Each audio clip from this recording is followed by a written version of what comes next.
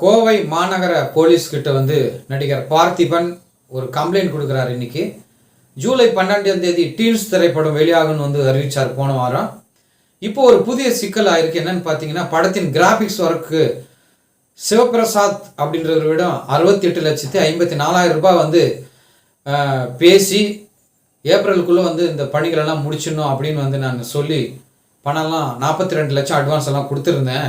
அவர் சொன்ன நேரத்தில் graphics work வந்து முடிச்சு கொடுக்கவும் இல்லை, அதுக்கப்புறம் அதிகமாக கேட்குறாரு இப்போ பணம் அப்படின்னு சொல்லி கம்ப்ளைண்ட் கொடுத்துக்கிறாரு. இந்த சிவபிரசாத் வந்து என்ன சொல்கிறாருன்னா, பார்த்திபன் வந்து பொய் சொல்கிறாரு, இந்த பணியெல்லாம் முடிச்சிட்டு பின்னாடி தான் வந்து நாங்கள் பணமே கேட்டோங்க, சட்டம் வந்து இதுக்கு பதில் சொல்லும் அப்படின்னு வந்து அவர் வந்து சொல்லியிருக்கிறாங்க.